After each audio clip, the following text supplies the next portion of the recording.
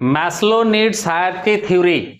आज हम लोग पढ़ेंगे कि मैस्लो की विचारधारा के अनुसार मनुष्य की आवश्यकताओं को कैसे अलग अलग भागों में बांटा गया है कि मनुष्य अपनी कौन सी आवश्यकताओं को पहले पूरा करना चाहता है। बहुत इंपॉर्टेंट क्वेश्चन है डायरेक्टिंग चैप्टर का, मैस्लो नीड्स हायरार्की थ्योरी।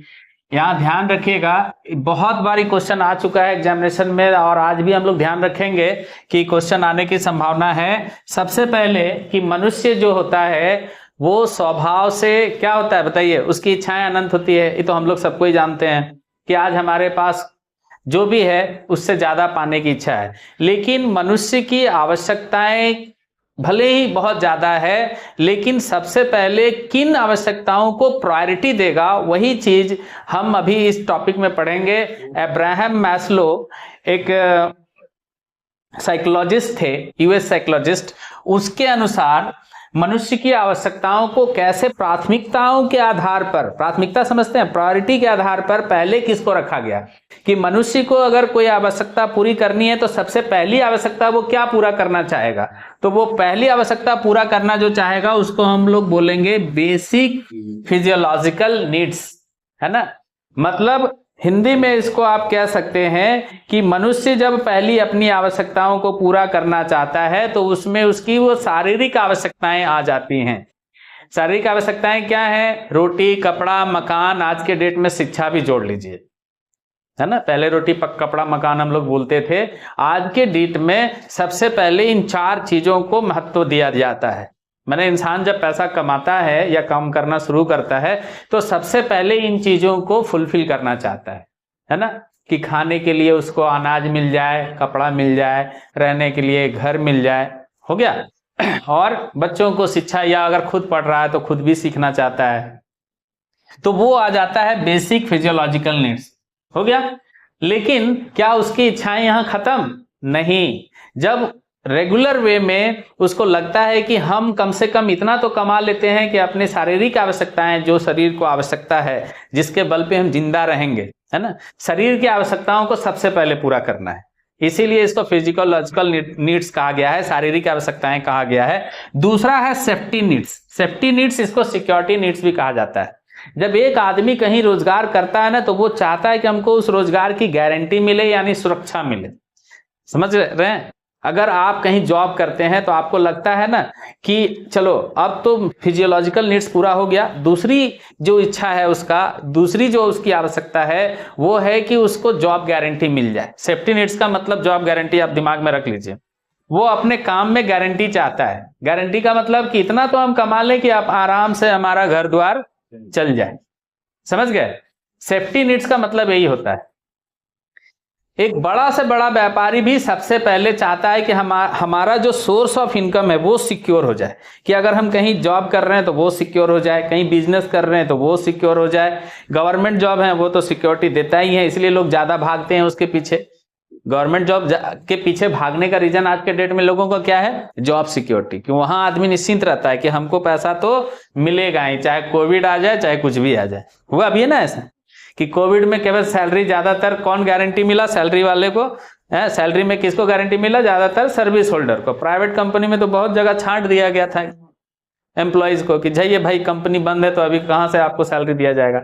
लेकिन सरकारी विभाग में तो ऐसा हुआ नहीं, काम भी नहीं कर रहा है फिर भी उसको सैलरी मिल रहा है। तो मनुष्य की पहली आवश्यकताएं शारीरिक आवश्यकताएं, फिजियोलॉजिकल नीड्स। दूसरी आवश्यकताएं सेफ्टी नीड्स यानी सिक्योरिटी नीड्स। तीसरी आवश्यकता क्या है? Social needs. सोशल नीड्स किसको कहते हैं बताइए? बताइए जी, सोशल नीड्स किसको कहा जाता है?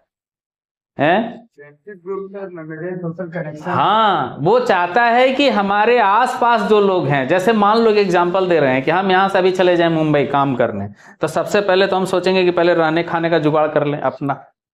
जब रहने खाने का जुगाड़ हो जाए तब हम जॉब की गारंटी वाला कुछ सोचेंगे कि एक ऐसी कंपनी में जॉब पकड़ा जाए जहां पर हमको रेगुलर काम मिलता रहे। वो दोनों नीड्स पूरा हो गया। यहाँ से शारीरिक आवश्यकताएं पूरी हो गई, यहाँ से हमको जॉब सिक्योरिटी मिल गया। अब हम चाहेंगे कि कॉल करके आप थोड़ा भाई को बुला लें, बहन को बुला लें, या दोस्त को बुला लें, रिश्तेदार को बुला लें कि आओ यहाँ तुम भी काम करना। होता है ऐसा कि खुद सेट हो गया तो आदमी फिर किसको सेट करने में लग जाता है? अपने दोस्तों को, रिश्तेदारों को, फ्रेंड्स को, रिलेटिव्स को। मनुष्य की आवश्यकताएं वहीं खत्म नहीं होती है।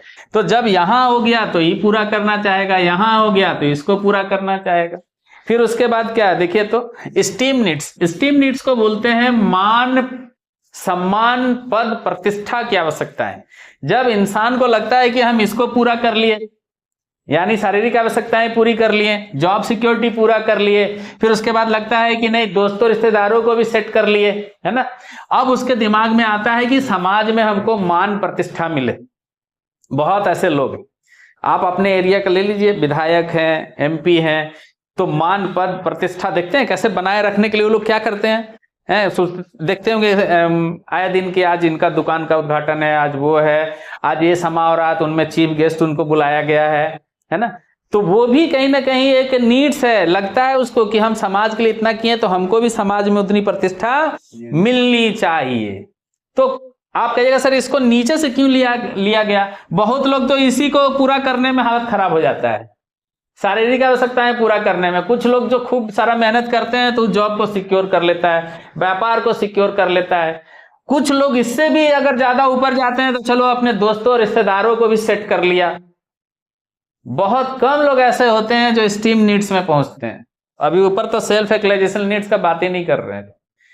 सेल्फ स्टीम नीड्स का मतलब हो गया कि जिसको मान, पद, प्रतिष्ठा मिले, सम्मान मिले समाज में, ऐसी उसकी चाहत होती है कि हमको एक अच्छा अटेंशन मिले लोगों के बीच। जैसे जाए ना तो एक स्पेशल अटेंशन उसको लोगों के बीच मिले। वो कब मिलती है, जब आप स्टीम नीड्स में पहुंचते हैं तब। और लास्ट में क्या है, सेल्फ एक्चुअलाइजेशन नीड्स है।